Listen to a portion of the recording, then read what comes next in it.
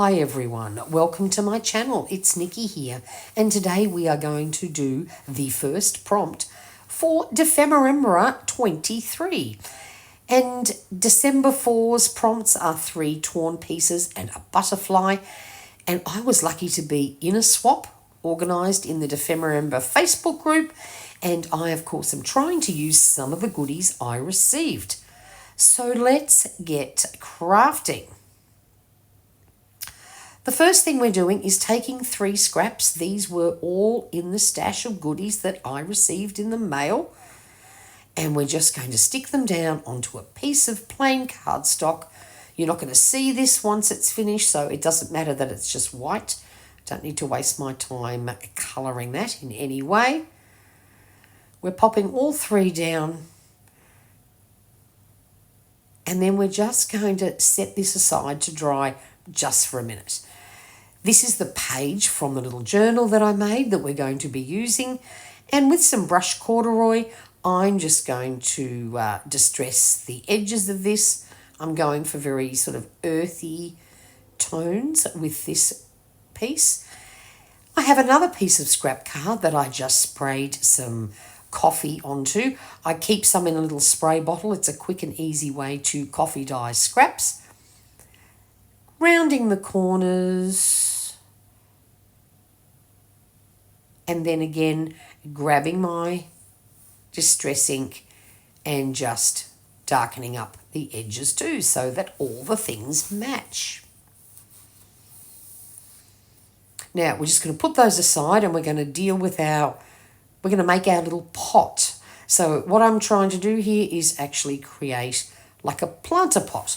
So drawing a line down the centre, then going down to the base, and I think I'll make this 4 centimetres apart, so 2 centimetres on each side, flipping it over, and I'll go for 3 centimetres on each side, and of course I overshoot the mark and have to put a little spot in for my 6 centimetre mark, otherwise I would not have had a nice even shaped pot, which is of course what I'm drawing all this up for. Otherwise I find I don't cut very evenly and I end up with nothing left by the time I've trimmed and trimmed and trimmed, trying to get it neat and tidy.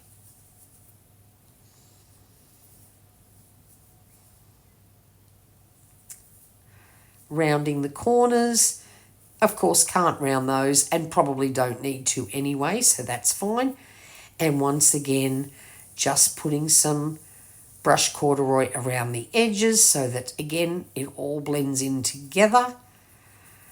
Now we're just going to stick my little pot down, and I'm going to use my favourite glue. Helmer's Tiger Glue is my favourite crafting glue for whenever I'm doing anything with paper that is thicker.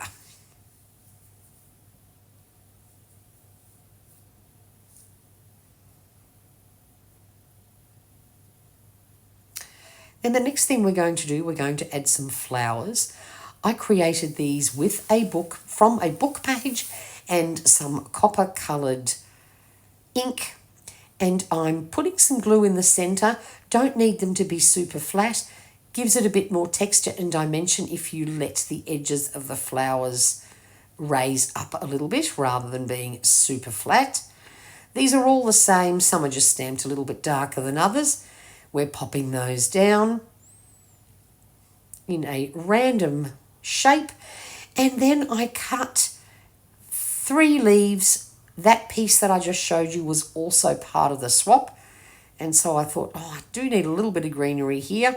And using the rule of 3s, I'm just going to put 3 leaves around my flowers.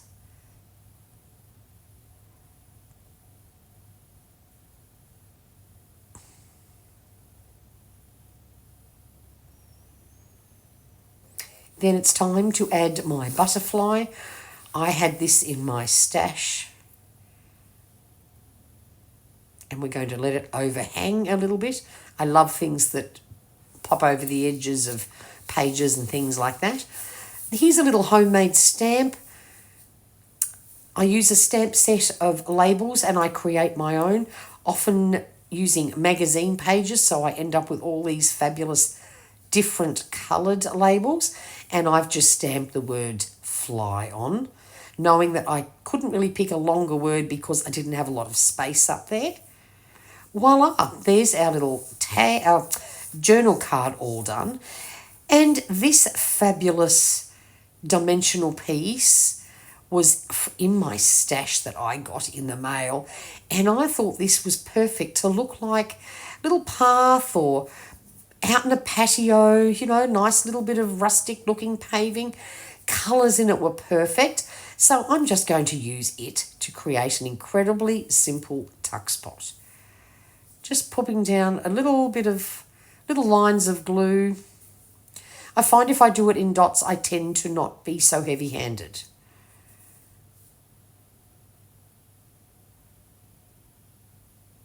Voila, tuck spot complete. Oh no, we have to, of course, repunch the hole, and it all got a bit tangled there, and I thought I was going to make a mess, but it turned out fine. So there we have our thing complete. But then I realised there's this sort of blank spot up the top that's annoying me. I need to put something up the top there of the actual page. So I grabbed this stamp. It's in a little set. I think I got this set from Kmart.